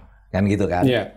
Begitu kamu berbicara tidak benar, kamu akan tersandra, kan gitu. Tersandra oleh ketidakbenaran itu, sehingga kamu mencari ketidakbenaran baru untuk membela ketidakbenaran sebelumnya. Begitu ya. Dan itu kamu akan terus menderita dan tidak akan berani berbicara benar. Kan gitu kan? Artinya membenarkan orang lain yang salah. Saya sudah terlanjur salah. Yeah. Kan gitu kan? Tersandra pada akhirnya orang tidak benar itu. Nah, oleh sebab itu, kalau saya ingin mencirikan orang yang selalu bicara benar itu karena dirinya selalu berusaha bicara yang benar sejak sebelumnya sehingga tidak tersandra oleh masa lalu gitu. Dari awal dia mengikuti path itu gitu, ya. Jadi dia tidak mencong. Iya, kalau saya sesederhana itu, Pak Mahfud itu pemberani katanya, selalu bicara benar. Justru karena saya penakut. Saya takut salah gitu, bukan kan kalau bicara benar keras, pemberani ya dia, berani ke DPR, berani ke polisi, berani. Enggak, justru karena saya takut, saya harus benar bicaranya itu kepada siapapun, gitu. Karena saya takut salah, maka salah itu punya risiko. Kalau saya takut menghadapi ini, berarti saya nanti akan tersandra. Oleh sebab itu ya sudahlah, saya bicara benar aja dan ya tenang-tenang aja dalam situasi apa yang begitu kritik. Nggak ada beban juga ya setelah itu ya? Nggak ada. Nggak pernah punya beban apapun gitu. Mas Tejo, kalau tadi Pak Mahfud bicara tentang proses kehidupan yang dilalui sehingga membentuk sikap seperti itu, kalau mempelajari Mas Tejo kan Anda kan dalang kan Mas. Saya menduga ada pengaruh itu. Bagaimana menjelaskan, tampil, bercerita dan segala macam itu dan ditonton orang menjadi sebuah kekuatan itu juga terefleksi. Atau gimana? Misalkan waktu saya kecil, bapak saya pernah cerita lewat Kresna. Kresna ini titisan Wisnu. Titisan Wisnu, dewa ilmu pengetahuan, dewa yang kebijakannya. Wisnu bilang Kresna, yang termasuk tidak adil itu adalah menilai diri sendiri. Terus ketanya, kenapa ya kok menilai? Merenung boleh, tapi jangan menilai. Sebab kalau menilai bisa ketinggian, kalau ketinggian bisa sombong, kalau menilai diri sendiri bisa terlalu rendah. Kalau terlalu rendah bisa bunuh diri. Jadi cukup merenung. Merenung, tapi kalau menilai biar orang lain. Itu yang selalu terngiang-ngiang. Begitu presiden didatangin oleh Gerakan Nurani Bangsa, gitu loh. Iya. Saya sebenarnya di situ juga gitu loh, tapi nggak diajak. Di GNB itu. Iya, pas ke istana nggak diajak. Walaupun aku juga belum tentu mau gitu loh diajak. Gitu loh. Saya ke istana cuma sekali waktu Gus Dur. Sama Romo Magnis, sama sampai mana tadi aku? Kresna tadi. Kresna. Jangan menilai diri. Karena kalau ketinggian bisa sombong, kalau kerendahan bisa bunuh diri. Biar orang lain. Maka begitu Presiden bilang membentuk tim reformasi kepolisian di mana ada Pak Mahfud di situ, ketemu nanti dengan Pak siapa? Pak Jenderal yang Wakapolri dulu. Doviri. Pak Doviri, Jenderal ganteng itu. Orang Sumedang ganteng ya. Bukan orang Madura ganteng. Terus dari pesantren juga. Oh, dari pesantren. Tiba-tiba polisi membentuk. Sebetulnya saya lewat forum ini ingin mengatakan kepada Pak Listio Sigit, kata bapak saya yang dalang melalui Kresna, menilai diri sendiri itu nggak boleh. Kalau polisi membentuk tim reformasi diri sendiri, itu menyalahi hukum perdalangan. Nanti, iya kalau terlalu rendah nilainya. Kalau terlalu tinggi bisa sombong loh, Pak Listio. Kalau terlalu rendah bisa bunuh diri, kita nggak ada polisi.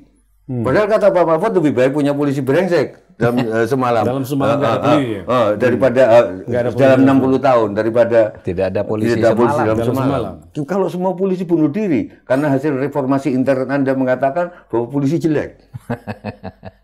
Lu ini Kresna. Iya. Itu. Nah, saya mikir kritis terus. Senang berpikir, Mas. Iya.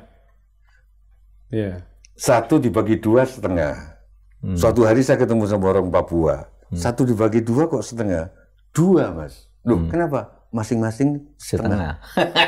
Jadi ini gini, jadi lidi itu iya juga ya gitu loh. Masing-masing setengah. Gitu loh. Saya terus mikir ya. Itu yang terus gitu. Jadi cerita-cerita di wayang, Mas Puang, jadi Anoman itu ketika dewasa seumur Pak Mahfud menyesal ketika dia melawan Rahwana, melompat kok enggak jauh, dia melawan Rahwana, Anoman yang putih. Ketika seusia kita dia protes ke ibunya, kenapa dulu waktu kecil aku bisa sekali lompat bisa 7 kali putaran bumi dan aku pernah menabrak matahari. Anoman, kata Anjani, karena waktu kecil kamu menggunakan imajinasimu. Makin dewasa kamu kehilangan imajinasi. Iya juga ya, kita kehilangan imajinasi. Itu yang membentuk aku terus berpikir. Iya. Aku pernah datang ke sekolah anakku. Waktu masih kecil, Mas. Anakku tuh suka Anoman. Suka banget aku ceritain Anoman tuh walaupun kera tapi hatinya manusia. Kamu pilih mana? Hatinya orangnya wujudnya manusia tapi hatinya kera. Oh, dia suka banget. Suatu hari dia nanya ke sekolahnya, ke bu gurunya. Bu, apa? Guru agama. Anoman itu apanya Nabi Muhammad? Dijawab sama gurunya, nggak ada. Itu dongeng, Nabi itu nyata. Aku datang ke sekolah. Datang, Mas. Bener ya? Datang. Jangan membunuh imajinasi anak saya dong. Itu waktu masih menjelang TK. Kenapa, Pak? Bu Ida namanya. Aku ingat karena cantik gitu. Terus Terus? Aku marah betul. Kenapa sih ibu gak ngomong bahwa Anoman itu peliharaannya Kanjeng Nabi, dia yang jaga kebun kurma? Itu kan gak menyalahi. Nanti dia dewasanya sadar sendiri. Kalau gini kan dia terus jadi gak suka. Bayang kalau dia, Anoman itu ternyata pegawainya Kanjeng Nabi yang dia kagumin. Betapa kagumnya lagi pada Kanjeng Nabi. Gitu loh maksudku. Tapi kasihan Ibu cantik dimarahin. Iya, pas dia merah mukanya makin cantik, Mas. Makin cantik, Mas. Dia merah, cantik, makin cantik. Namanya Bu Ida, aku ingat betul. Halo Bu Ida. Tapi aku datang ke sekolah. Gitu ya. Jadi itunya aku pupuk. Itu kenapa kok terus, memang nggak ada yang kebetulan. Sebetulnya terus ILC kenapa Mas Karnielnya, kan kita kenal lama sama Pak Karni sama wartawan dulu. Memang dia tahu kita ngeyelan. Iya. Nah, aku baru ketemu bintang film, pemain film kafir. Partnerku namanya Putri Ayudya. Dia bintang. Kemarin baru ketemu, baru cerita aku bahwa aku pernah ninggalin wawancara. Karena yang wawancara aku pertanyaan pertama, Anda siapa? Nggak pakai riset, nggak pakai apa? Bukan berarti aku pengen dikenal, nggak aku bilang, gitu loh. Iya. Ronaldo itu kurang terkenal. Di Australia ada yang nggak kenal, karena Australia nggak suka bola. Jangan dikira bahwa kalau MU semua tahu kan, gitu loh. Gitu. Kalau MU Andromeda aja tahu gitu, bukan cuma Bima Sakti. MU lain. Ini kalau bisa digugat kali ini. Ini bukan bicara kebenaran ini kalau ini. Tapi problemnya kamu datang nggak riset dulu. Kamu nggak menghargai pekerjaan. Menyalahi prinsip wartawan. Aku nggak bisa respect sama kamu. Aku baru diingatkan kemarin. Mbak Tejo dulu pernah ninggalin duduk di utara, langsung pergi aku. Aku nggak mau diwawancara. Ya gitu. Iya.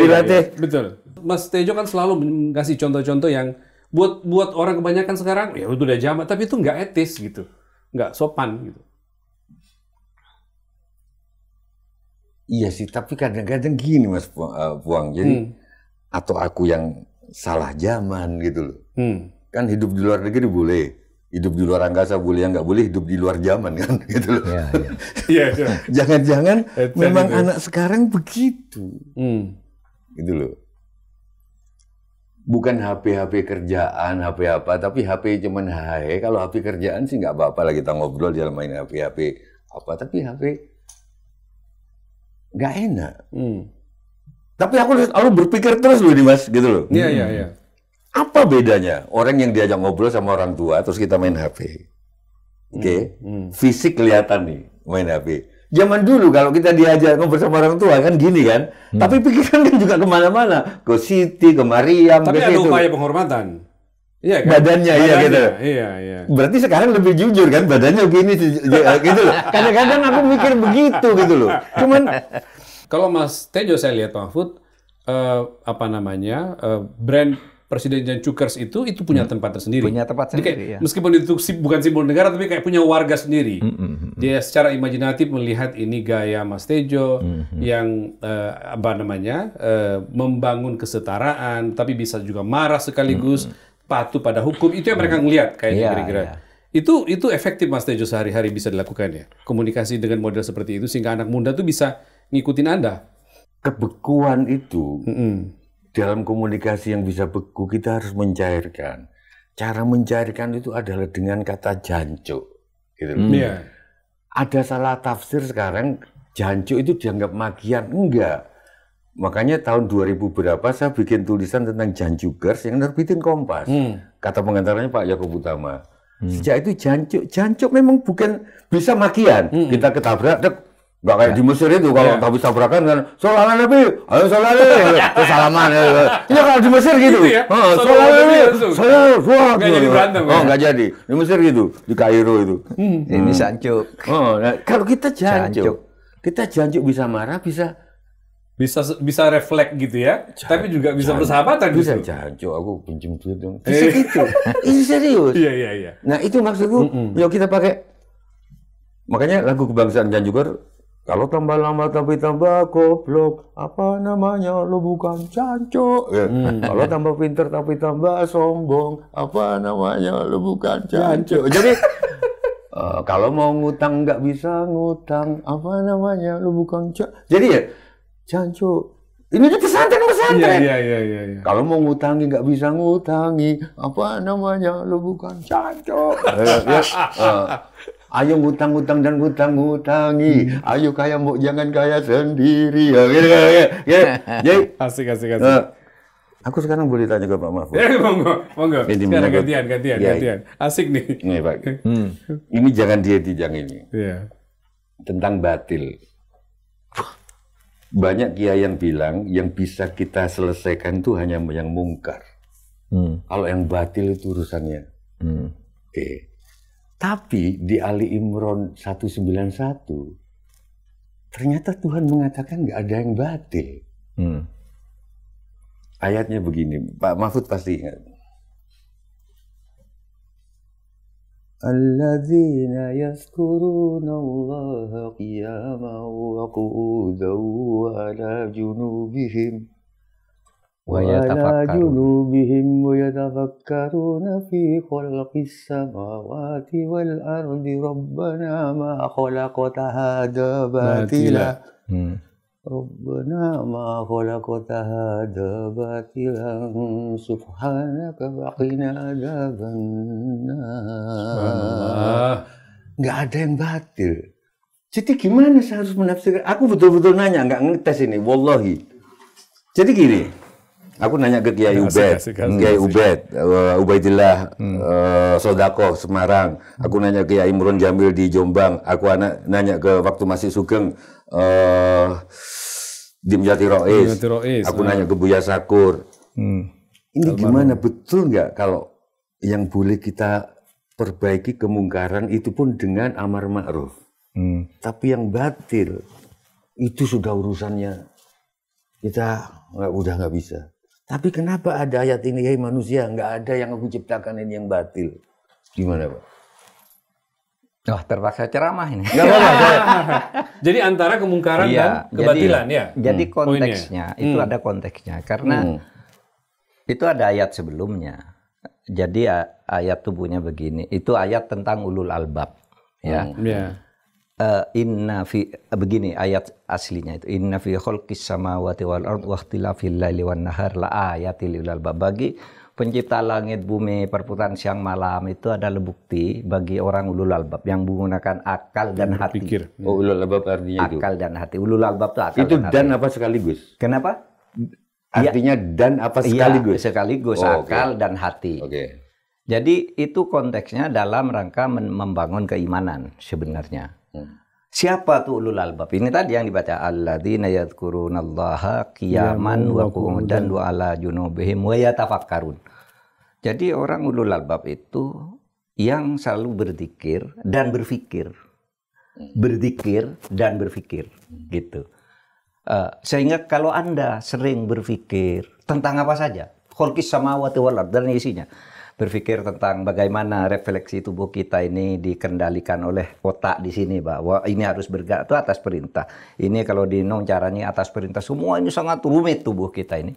Sehingga ada yang mengatakan ada miliaran saraf di sini yang bisa mengendalikan gerak kita secara bagus. Itu kalau dipikir terus lalu kita akan mengatakan, Rabbana ma khalaqta hadza, betul ya Tuhan, Engkau menciptakan ini tidak sia-sia. Menambah keimanan kami bahwa Engkau benar, bahwa Engkau ada, bahwa Engkau berkuasa, bahwa Engkau yang 99 Asmaul Husna itu. Karena sesudah kami pikirkan, langit kok gini ya, jauhnya sampai mana tuh ya. Lalu ada yang menjelaskan ilmiahnya. Tapi mentok penjelasan berikutnya tuh apa di balik semesta. Kapan waktu mulai, kapan waktu berakhir, kita tidak tahu. Tapi selalu ada penjelasan-penjelasan ilmiah dan peristiwa-peristiwa mengagumkan setiap perjalanan waktu itu. Bahkan ilmu kesehatan juga lama-lama terus kan bertambah. Sekarang ada stem cell, ada apa lagi. Yang semuanya berpusat pada misalnya pengelolaan saraf. Gitu kan. Nah, kalau Anda berpikir gitu, maka Anda akan mengatakan, Rabbana ma khalaqta hadza batila. Semua yang kau ciptakan ini tidak ada yang sia-sia. Batila itu artinya satu batal, jelek, ya, satu sia-sia, yang kedua sia-sia, dan macam-macam lah yang kebatilan itu. Jadi mesti ada tingkatan di dalam ayat itu. Nah, dalam hal ini tingkatannya dalam konteks tidak ada di dunia ini yang engkau ciptakan secara sia-sia, karena pada akhirnya akan mengatakan, ya Allah, hanya engkau yang ini. Sehingga kalau Anda ngelihat ini, kenapa ya suara saya di sini kok bisa terekam di sana? Itu kan juga dari pikiran kan? Ini ada mic kecil itu, kok bisa terekam gambar saya terus? Gimana caranya Allah ini membuat hukum-hukum gini? Pasti engkau yang berkuasa. Sehingga dikatakan Rabbana ma khalaqta hadza batila. Dalam konteks, tapi dalam konteks perang fisik, batila itu berarti kejahatan. Ada kejahatan, kejelekan, kesia-siaan, kemubadiran itu masuk dalam kelompok itu. Karena tapi kalau menurut yang ulama-ulama ini, kalau hal batil itu sana yang bisa. Iya bisa. Gitu. Iya bisa. Hanya yang mungkar yang bisa. bisa. Enggak, kalau kembali ke aslinya batil, mungkar, haram, halal kan sana juga yang menentukan. Pada akhirnya kan semuanya berpusat di sana. Jadi oleh sebab itu memang di dalam bahasa itu bukan hanya bahasa Arab. Ada satu kata itu mempunyai banyak makna. Ada kata yang berbeda tapi mempunyai satu makna, gitu kan? Iya, seperti jalan. Kalau dalam bahasa Indonesia ya jalan. Dalam bahasa Arab ada torik, ada sirot, ada sabil. Itu jalan semua artinya, tapi beda konteksnya. Gitu, sama dengan itu. Gitu. Enggak, terus. Ya, ini jadi kuliah. Bukan, yang saya ingin sebetulnya ingin saya supaya ingin relate kondisi sekarang ini reshuffle yang begini kaitannya terus dari kebatilan ke reshuffle, makan bergizi gratis, terus dan lain sebagainya yang Ferry Amsari tadi aku lihat dari studi bahwa ada sebuah makan bergizi gratis yang pertama kali juga bikin dapur. Jadi mestinya kan dapur sudah ada dulu ini deh. Jadi hal-hal yang mestinya untuk gizi dipotong untuk dapur, untuk dan lain sebagainya. Intinya agak kekacauan lah gitu. Nah, terus orang-orang berdiskusi saling sudah serang fisik, serang. Ini batil apa kemungkaran? Gitu, itu aja pertanyaan gue. Itu kegelisahannya. Kalau ini kemungkaran Pak Mahfud, Sujiwo Tejo sebagai dalang akan berusaha amar ma'ruf di situ. Tapi kalau ini batil, saya ya Allah terserah wis. Gimana Pak Prabowo mau diapain terserah gitu loh, gitu. Gimana? Iya. Gini, pokoknya kalau jelek itu kan masuk batil, haram, apa itu kan kalau diberi bahasa lain lagi namanya sayiat. Keburukan-keburukan. Setiap keburukan itu harus harus kita lawan. Ada juga kata fasad, merusak. Jangan kamu bikin kerusakan di bumi, termasuk batil, batil, haram, salah, buruk dan sebagainya. Masuk tuh di kelompok sayiat, fasad dan sebagainya. Tergantung konteksnya. Oleh sebab itu tetap aja itu kembali lagi ke soal diskusi teologi tentang aliran Jabariyah dan Qadariyah kan, itu pertanyaan. Kalau begitu sudah ditentukan oleh Tuhan, nggak boleh. Nah itu perdebatannya panjang lagi. Tapi intinya setiap manusia itu harus melawan kebatilan. Wa qul ja'al haq wa zahaqal batil innal batila kana zahuqa. Pokoknya kebatilan itu lawan, karena kebatilan itu akan dikalahkan oleh sebuah kebenaran. Bisa dikalahkan. Loh, tapi kiai-kiai saya kok mengatakan ya, yang boleh kamu lawan itu kemungkaran. Kamu nggak usah bagusi sok-sokan. Yang mungkin nggak akan bisa melawan kebatilan. Itu gitu. Iya, itu ada kiai yang begitu. Kan tadi ada aliran Qadariyah, aliran Jabariyah. Aliran Qadar itu mengatakan manusia boleh berbuat apapun sesuai dengan kemampuannya untuk memperbaiki. Kalau Jabariyah mengatakan manusia itu wayang, nggak boleh ngelawan yang sudah ditetapkan oleh Tuhan, tuh nggak ada gunanya kamu lawan. Nah tinggal kiai itu cenderung ke Jabariyah, apa Qadariyah kan begitu. Itu perdebatan teologis yang sudah ratusan tahun. Gitu. Kalau gitu pertanyaannya saya ubah. Pertanyaan. Ini keadaan sekarang kebatilan apa kemungkaran? Gitu aja. Saya udah menduga begitu kan. Kebatilan apa kemungkaran? Ya ada batilnya, ada mungkarnya juga, dan macam-macam. Tapi intinya tetap ada di dalam itu sajiat, kejelekan, keburukan. Mas Tejo senang selawat, Pak. Oh iya. Iya. Coba, gimana? Selawat Pak. kalau Mahfud best ya. Selawat Asgil. Asgil, saya suka selawat asgil. Selawat asgil. Itu Coba. karena itu artinya maknanya dulu. Ya Allah, berikan sholawat dan salam kepada Nabi Muhammad dan sibukkan orang-orang jahat itu, orang dolim itu di antara mereka. Saya tidak masuk ke pertengkaran mereka, itu maksudnya. mananya ya.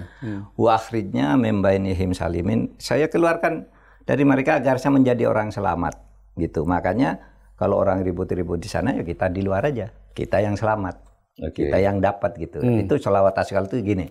Allahumma sholli ala sayyidina Muhammad wa ashghilidh dhalimin bidh-dhalimin wa akhrijna min bainihim salimin wa ala alihi wa sahbihi ajma'in. Nah itu artinya ya Allah, Indah betul ya. beri sholawat dan salam kepada Nabi Muhammad. Sibukkan orang-orang jahat itu di antara sesama mereka. Jangan libatkan kami dengan pertengkaran karena kejahatan mereka. Wakhrijna min bainihim salimin. Keluarkan saya, singkirkan saya, dan jadikan saya orang selamat. Orang yang selamat, tidak ikut-ikut mereka. Sehingga saya melihat kalau dalam situasi sekarang itu sebenarnya banyak penjahat melawan penjahat. Koruptor melapor kepada koruptor lalu cincai. Di dalam misalnya Iya, kayak itu gitu. fenomena. Iya. Politisi melawan politisi yang satu pura-pura berteman itu. Makanya kita wasgilid dzalimin bidzalimin. Jauhkan saya dari cara-cara begitu. Sehingga saya itu kalau berdoa ikut doanya Gus Dur aja. Rabbi adkhilna mudkhala sidqin wa akhrijna mukhrij sidqin waj'alna lil muttaqina imama. Ya Allah, bawalah saya masuk ke dalam satu lingkungan kerja dengan cara masuk yang benar. Bukan curang. Bukan macam-macam kejelekan, bukan dengan batil. Itu. Dan sesudah itu keluarkan saya atau hindarkan saya dari satu jabatan dan pekerjaan dengan cara yang benar juga. Sehingga ketika saya masuk ke satu pekerjaan tidak meninggalkan beban, ketika masuk tidak merusak, ketika pergi tidak meninggalkan beban. Nah itulah yang membuat hidup saya menjadi terasa nyaman. Dia tidak pernah saya ingin ke situ gitu. Ya kalau Tuhan, kalau kira-kira saya masuk ke dalam kelompok kejahatan, mudah-mudahan Tuhan tidak memberi. Jadi masuk dengan baik-baik, keluar pula dengan baik-baik. Itu ya. Dan akan selalu nyaman. Gitu. Nah makanya itu tafsir dari sholawat asgil itu dalam kehidupan bagi saya ya begitu. Jadi salawat asgil itu bukan semata-mata ini Pak Putih, bukan semata-mata Lagu memuji Rasulullah, tapi juga doa ya. Iya doa kan? Doa ya. Itu doa. Hindarkan saya dengan perilaku mereka orang-orang yang. Karena itu kan fi'il amr wa asghilid dzalimin. Sibukkan mereka tuh orang jahat di antara mereka sendiri. Jangan libatkan saya ke sana. Saya ada di luar sana. Maknanya Wa akhrijna, indah. keluarkan saya. Itu fi'il amr lagi. Permintaan. Tuhan beginikan, begitukan. Itu kan fi'il amr. Nadanya indah, syairnya indah, maknanya indah ya. Mas Itu di Tejo? kalangan pesantren selalu dibaca doa itu. Kalau dihayati ya begitu pada akhirnya. Salawat Mas Tejo gimana? Enggak, saya suka salawat. Nah, Yang Madura gini. Ada? Ada. Ya Rabbi sholli ala Muhammad. Lagunya. Ya Rabbi sholli alaihi wasallim. Terus sayup-sayup di antara pohon-pohon kelapa itu ya. Ya Rabbi sholli ala Muhammad. Ya Rabbi sholli alaihi wasallam. Mana ya? Tapi maksud itu aku suka selawat-selawat itu, tapi untuk mendekati anak muda, biasanya aku selawat burda.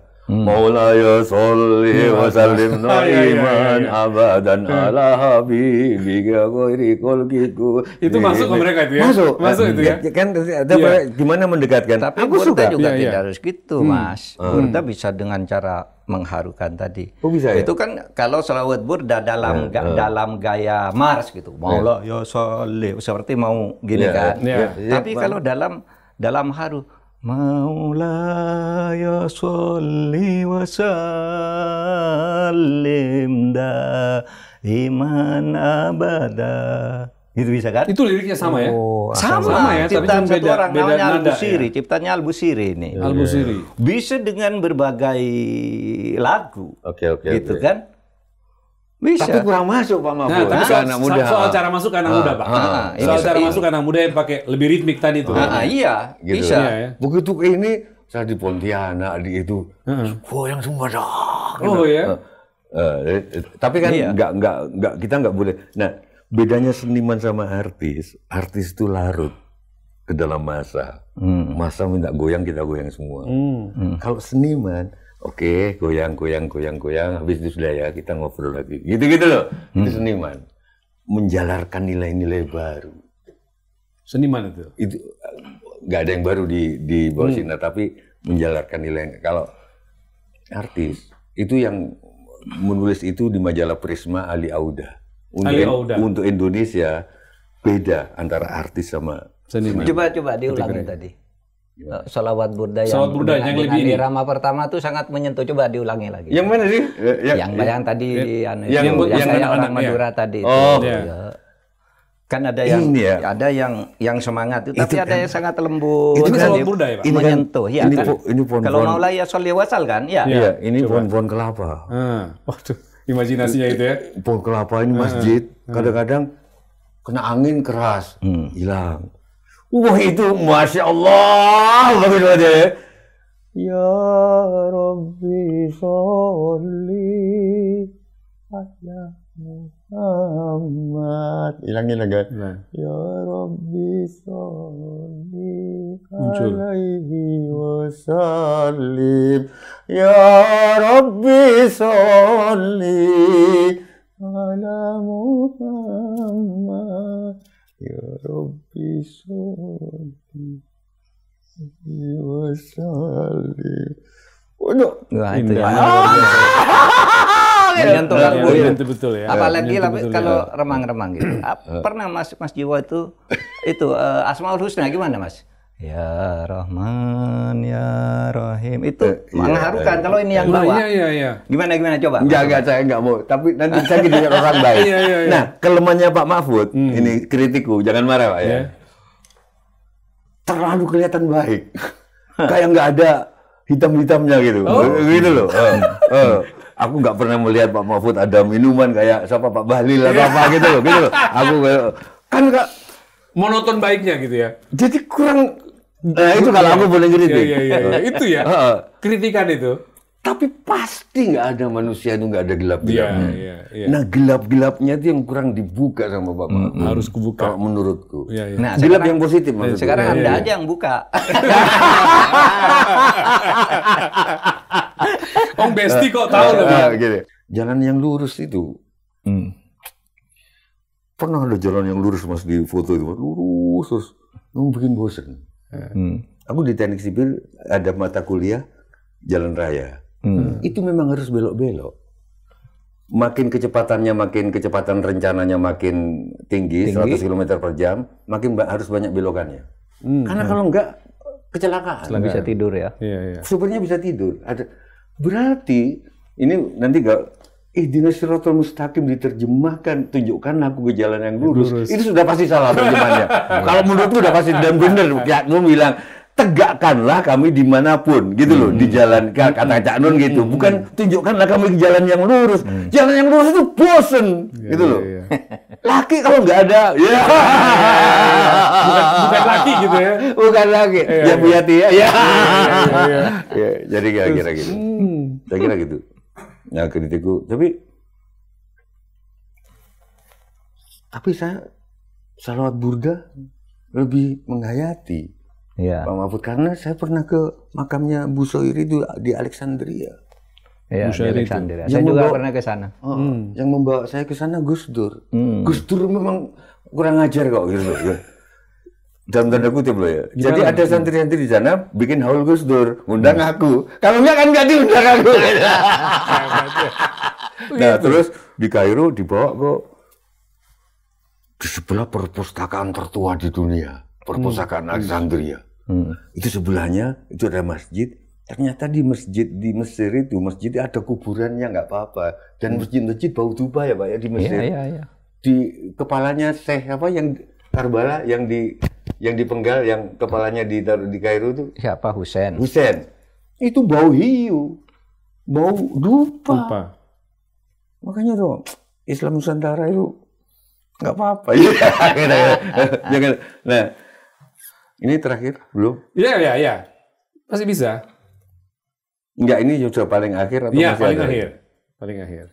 Di paling akhir ini aku mau cerita. Pak Mahfud duduk tegak tolong Pak. Duduk tegak Pak. Duduk tegak ya? Iya ini.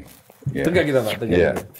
Karena orang-orang yoga itu percaya segala penyakit kalau itu punggung itu harus tegak gini terus udah duduk. Oh gitu ya. Makanya saya dalam semalam suntuk juga kuat begini.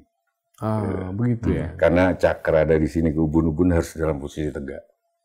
Enak kok rasanya. Nah, saya mau cerita. Runtuhnya Majapahit. Oh, sebelum itu orang paling sakti di wayang namanya Baladewa yang identik dengan Raja Mandura. Mandura di India, tapi India. orang Madura kan orang Madura. Orang Madura, ya. Pokoknya orang Madura dak bara nyari nyaruan. Ati berak tak ro karuan. Duk berak ke barat mencari lebah. Duk berak nyari ati berak tak ro Hati karuan. ndak karuan. Nyale merate seposang. Aku Baladewa, Ratu Mandura. Ini sangat sakti. Perang Baratayuda itu sudah harus ada di wayang.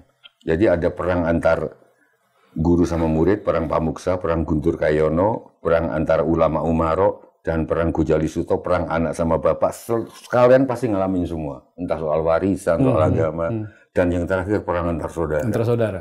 Ini sudah harus terjadi. Nah, adiknya Krishna Titisan Wisnu ini. Krishna. Krishna Dia dia Baladewa tadi ya? ini Baladewa kakaknya. Kakaknya. Dia harus menjamin terjadinya Baratayuda.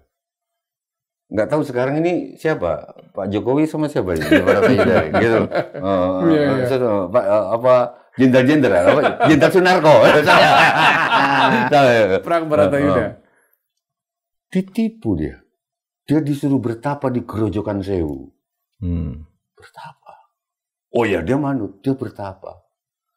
Karena kalau ada dia, nggak ada tandingnya, dan dia memihak Kurawa. Kalah semua, Pandawa kalah. Nggak terjadi perang yang seimbang. Sama Oke. Baladewa ini ya. Sama Baladewa. Baladewa. Setelah selesai Baratayuda, dia ngotot, kok nggak ada? Semua nggak ada. Semua moksa, Krishna, ternyata di dalam hidup itu harus ada musuh. Begitu nggak ada musuh, Krishna moksa, Pandawa moksa. Tapi Kakang Prabu Baladewa, berapa Muncat Madura? Oh iya, Pak Mahfud, tanggal 15 November ini, teman-teman UNER, Pak Bambang Jayadi, ekonom yang ngadain wayang Madura tanggal 15 November di UNER Surabaya. UNER. Pengen banget ngundang Pak Mahfud. Nah, sekarang tak sampaikan nih orangnya nih. Gitu. Insya Allah. Saya yang dalang, Pak. Gitu. Oke. Tanggal 15 November malam. Saya sudah sampaikan ya teman-teman. Di UNER ya. UNER. Nah, dia balik sudah nggak ada semua. Dipesan, kakakku, tugas kamu adalah menjaga cucu Pandawa, Parikesit, untuk menjadi raja. Akhirnya di masa tuanya dia sendirian. Sudah meninggal semua, dia menjaga bayi raja baru itu. Pasti ini apa relasinya? Relasinya adalah sirno ilang kertaning bumi. Itu Candra Senggala, Mas. Jadi orang Jawa itu menandai tahun dengan kata-kata. Terus nanti itu dibalik. Dari belakang, sirno itu 0, Ilang itu 0, Kerta itu 4, Bumi itu 8. Hitungannya. Jadi sorry. Sirno ilang, Kertaning Bumi. Sorry, maaf. Sirno itu 0, Ilang itu 0, Kerta itu 4, Bumi itu 1. Jadi kalau dibalik 1400 Masehi. Kalau tahun Saka 1400 Saka, kalau tahun Masehi 1478 runtuhnya Majapahit. Artinya gitu ya? Tahun 2030 runtuhnya Indonesia kalau menurut Pak Prabowo. Ya kan?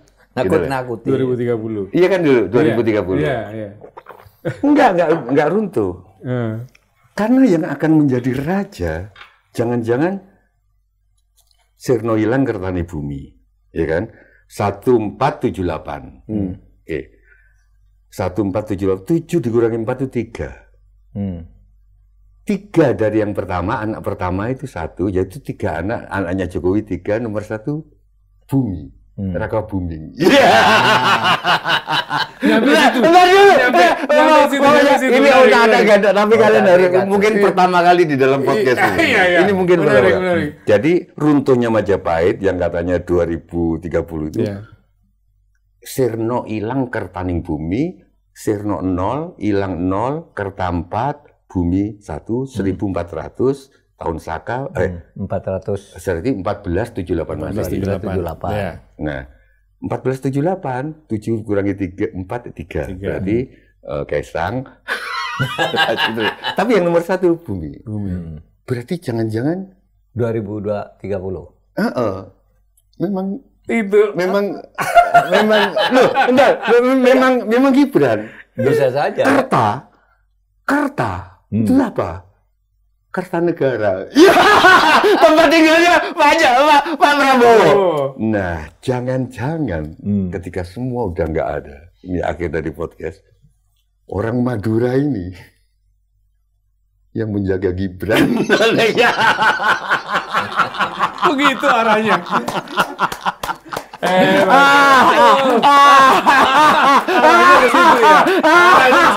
Bisa ke situ ya. Oke, thank you. Terima kasih. Terima kasih Mas Tejo. Matur. Sekalangkong. Mengasihkan. Sampai ketemu minggu depan. Oke.